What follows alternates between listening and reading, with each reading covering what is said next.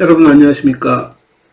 오늘은 그 정보 서비스하고 버추얼 라이브러리에 대한 얘기를 하고 있습니다.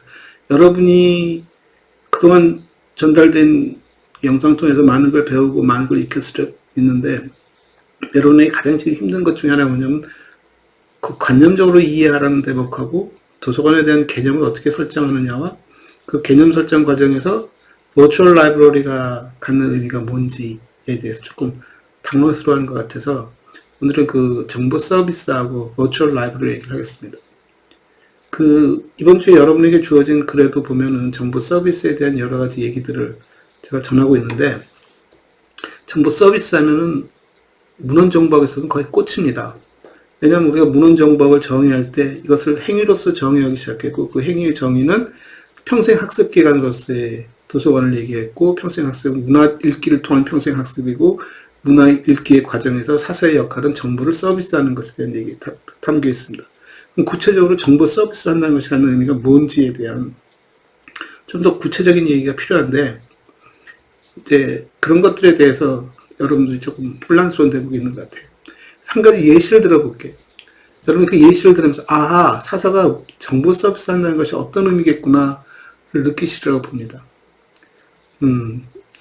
지난번에도 한번 그런 얘기를 했는데, 빌딩 안내 데스크에서 그 업무를 담당하고 있는 친구가 하는 일이 무엇일까에 대한 얘기였고, 그 빌딩의 안내 데스크에서 앉아있는 친구의 일이 안내를 담당하는 일이고, 그 빌딩을 찾아오는 손님들에게 그 빌딩을 소개하고 안내해주는 일이 자기 일인데, 대부분의 그 안내라는 것을 놓고 보면 많은 사람들은 알고 찾아옵니다. 자기가 어디로 가야 할지, 무엇을 찾아가고 누구를 만날 할지 잘 알고 오기 때문에 굳이 안내 데스크에 안내를 받지 않더라도 자기가 알아서 잘 움직입니다.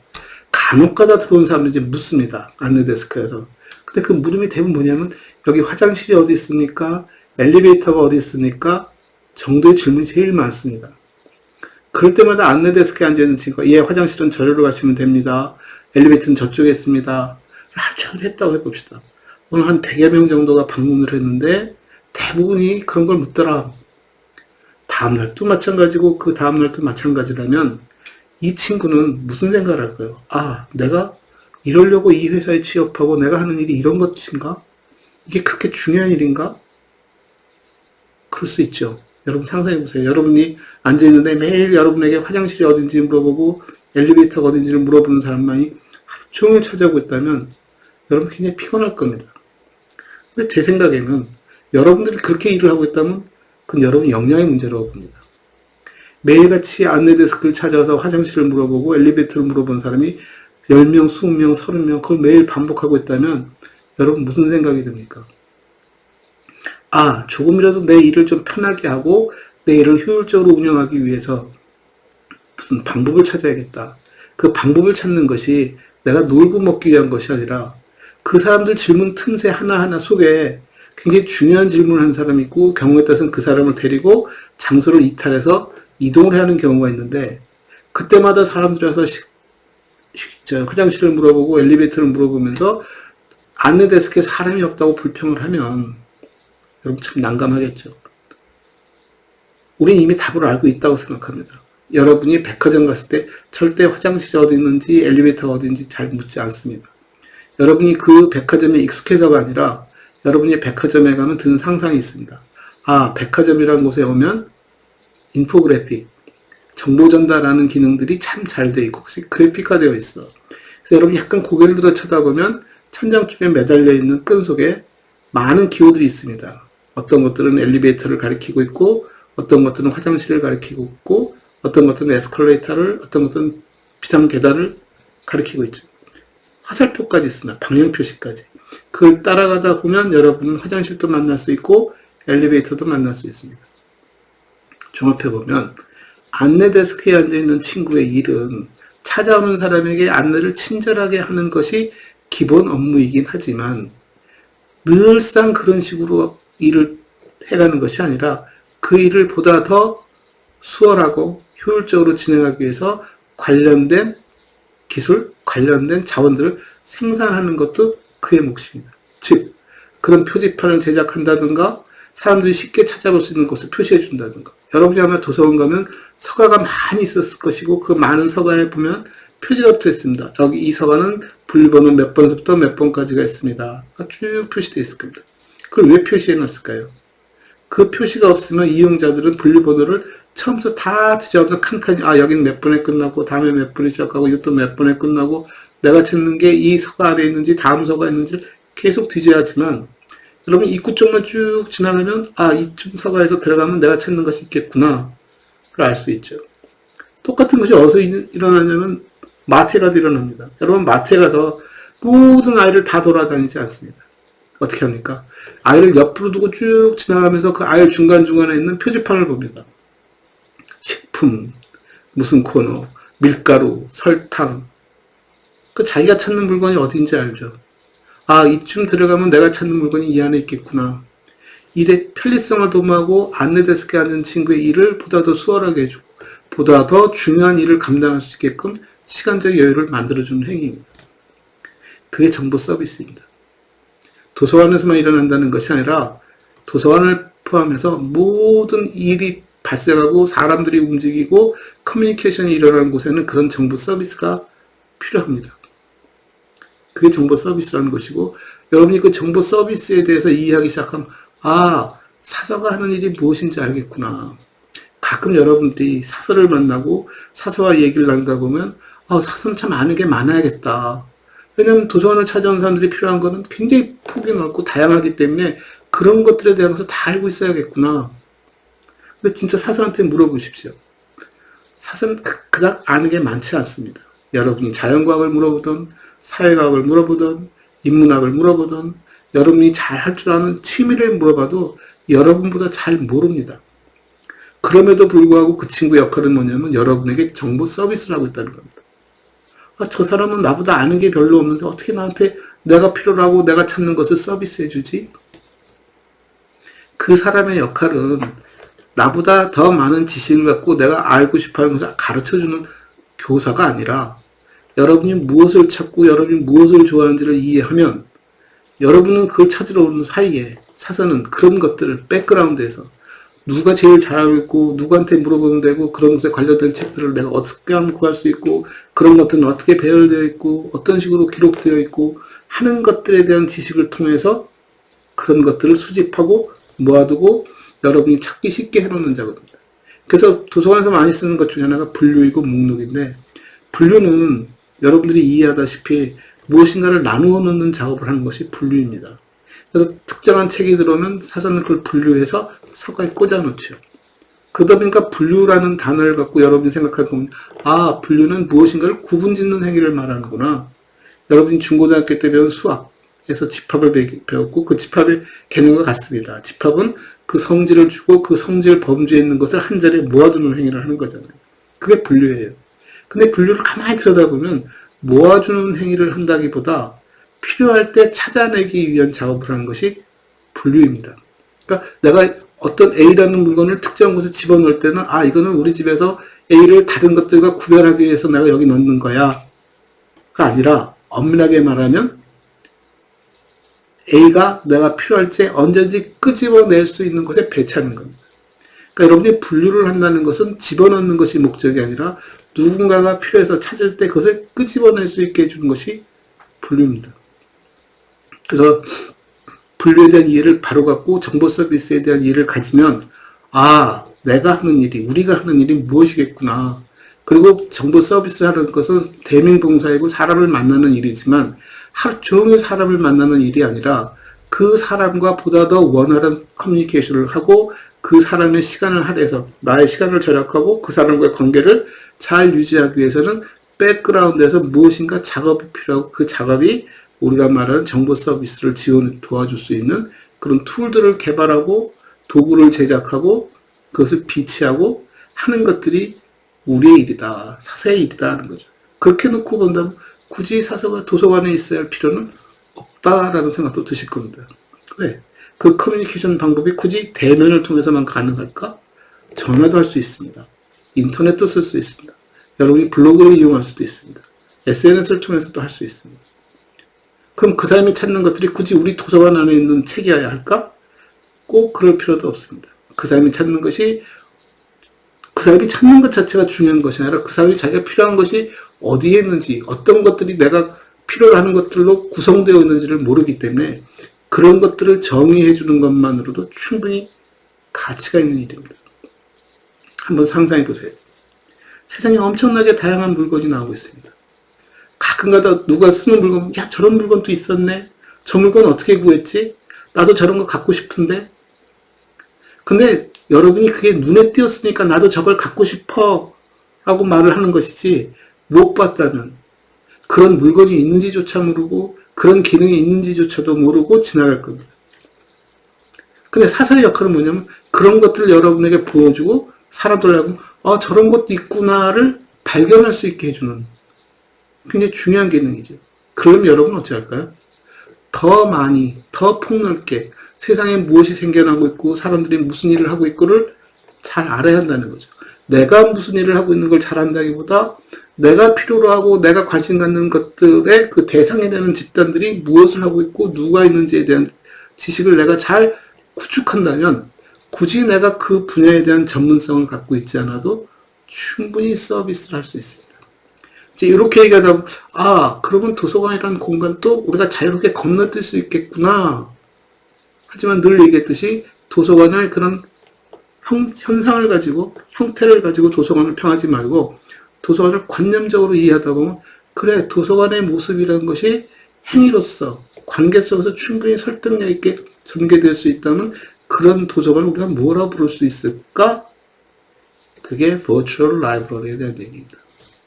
여러분, Virtual이라는 단어가 Virtual Reality, 가상현실, 가상세계에 대한 얘기, 이런 얘기를 하면서 듣고 컴퓨터, 인터넷을 발전하면서 나왔단 말이라 저게 전산, 컴퓨터 관련된 용어이겠구나 생각하지만 Virtual은 굉장히 오랜 역사를 갖고 있는 용어입니다.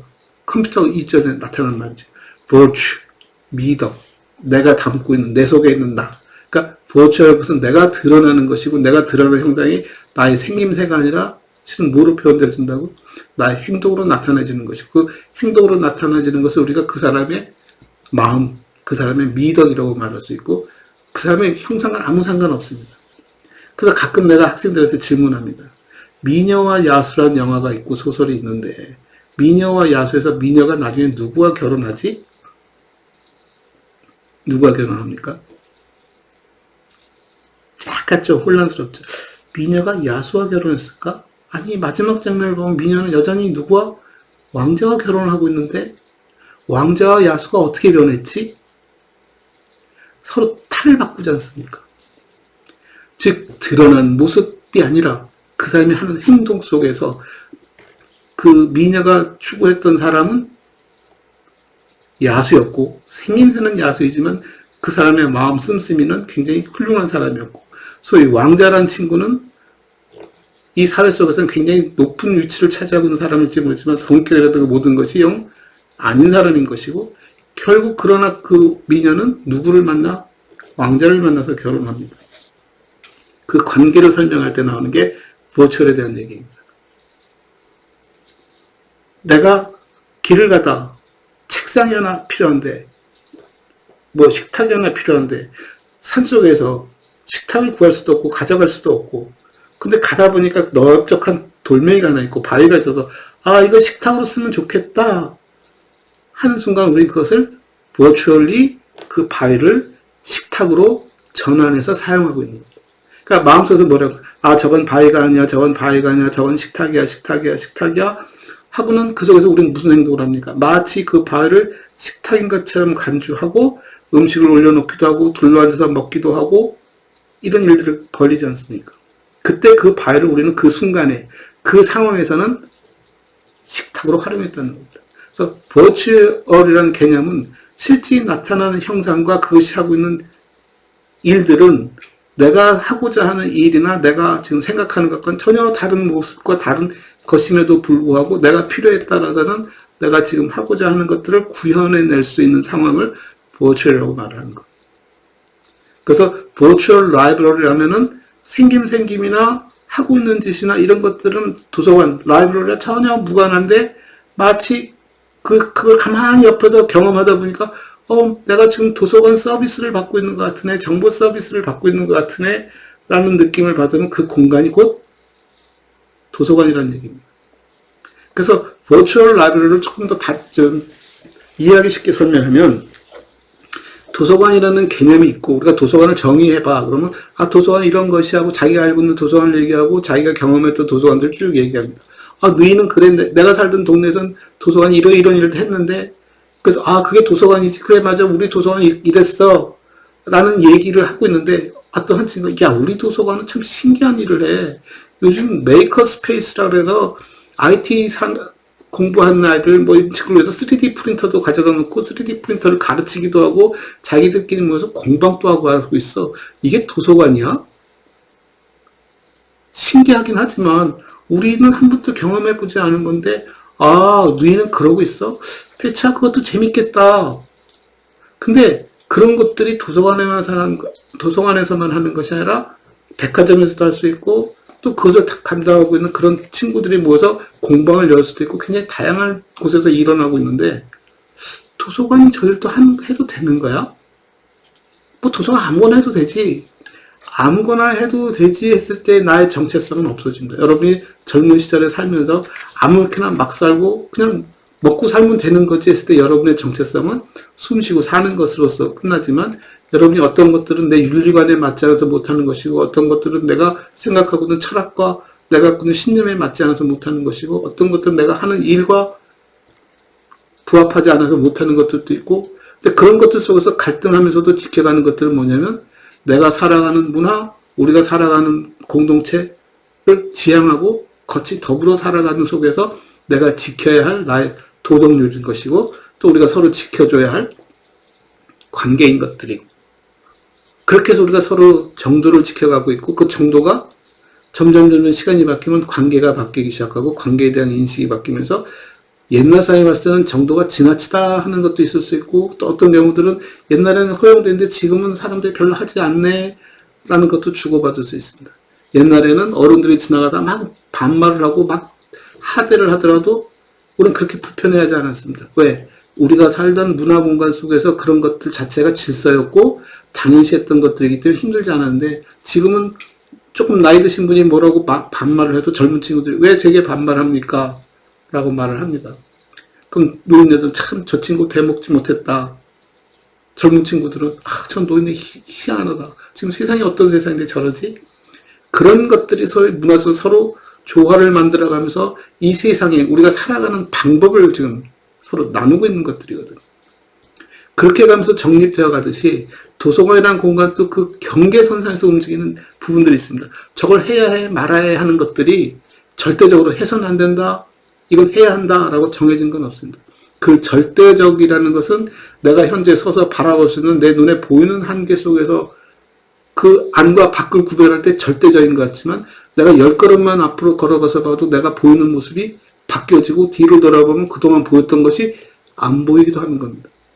그래서 안 보이는 것은 잊혀지는 것이고 새로이 보이는 것은 내가 새롭게 보이는 세상으로 수용하는 것들이고 그래서 버추얼이라는 것은 내가 지금은 안 보이고 하지만 저 경계선상에서 충분히 일어날 만한 것들 아마 아까 그 식탁도 디자이너가 이상한 생각을 하면은 바위돌 같은 식탁을 만들어 놓고 홍보를 하고 있고 물론 바위가 똑같진 않지만 마치 형상은 바위처럼 만들었고 기능을 우리가 쓰고 있는 식탁과 굉장히 가깝게 좀 변형도 시키면서도 사람들 이미지상으로는 바위처럼 보이게끔 하고 그러면서도 굉장히 현실적으로 기능적이기도 하고 그런 디자인을 딱 해서 이게 식탁입니다라고 내놓으면 아마 몇 년 안에 그 식탁은 여러 집안의 거실에 부엌에 자리매김하면서 식탁으로 쓰일 수도 있고 그리고 100년이 지나면 여러분들 상상 속에 어린아이들이 식탁 그려봐 했을 때 그 친구 머릿속에서 그런 식탁을 그려낼 수 있을 거라고 봅니다.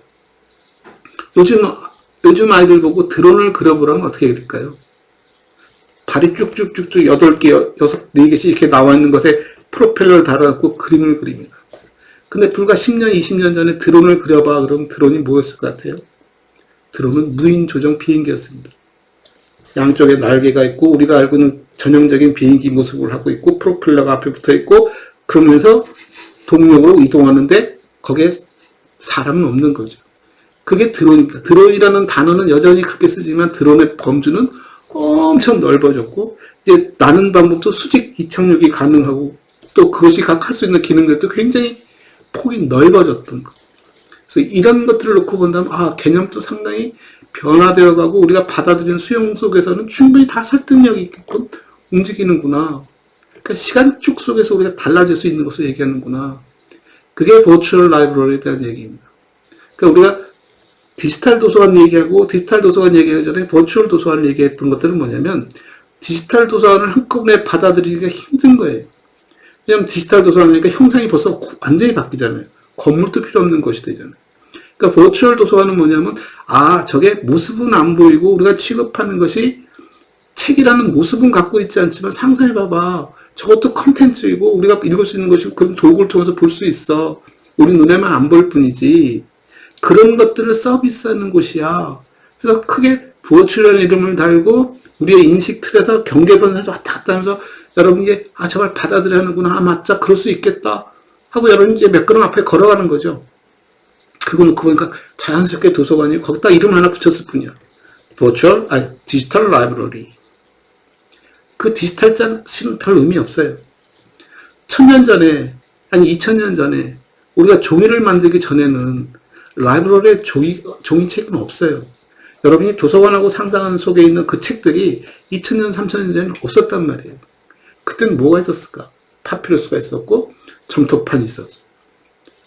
그 사람들은 그때 그 시대만 그걸 책이라고 여겼고 그 속에서 기록을 하고 컨텐츠를 읽고 했단 말이에요. 지금 우리는 여러분 도서관 가봐서 그런 타블렛? 그런 파피루스? 점토판? 없어요. 차라리 박물관에 있지. 종이로 된 책들만 있지. 그래도 우리는 여전히 도서관이라고 부르고 있었는데 이제 어느 날 100년 후에는 어떤 친구들은 종이책? 그거 내가 박물관 가서 봤어. 참 희한하게 생겼더라. 요즘은 무슨 이상한 딱 카메라 같은 거 하나 딱 쓰면은 가상 공간 속에서 책도 읽을 수 있고 사람도 만날 수 있고 대화도 할 수 있고 그냥 지금도 여러분 나 얼굴 안 보고 직접 얼굴 안 보고도 우리 뭐 합니까? 대화도 게시판 쳐서 대화도 할 수 있고 내 얘기도 들을 수 있고 그런 개념 속에서 우리가 버추얼이라는 단어를 잘 쓰면 그 경계선상에 모호하게 존재하는 받아들이거나 또는 내가 배척하거나 하는 그 경계선상에 있다고 생각해보면 언젠가는 저것이 우리 실생활이 되고 우리 생활의 중심이 와 있을 수도 있어 하는 게 버추얼에 대한 얘기입니다. 그리고 이런 것들이 결국 정보 서비스라는 어떤 행위, 눈에 보이는 실체는 아니지만 우리가 하는 행동으로서 도서관을 정의 내릴 수 있다 라고 보시면 됩니다. 오늘 얘기가 충분히 전달되었는지는 모르지만 여러분이 도서관을 이해하고 문헌정보학을 이해하고 사설을 이해하는 데 굉장히 중요한 계기가 될 수라고 봅니다. 또 다음에 뵙겠습니다. 감사합니다.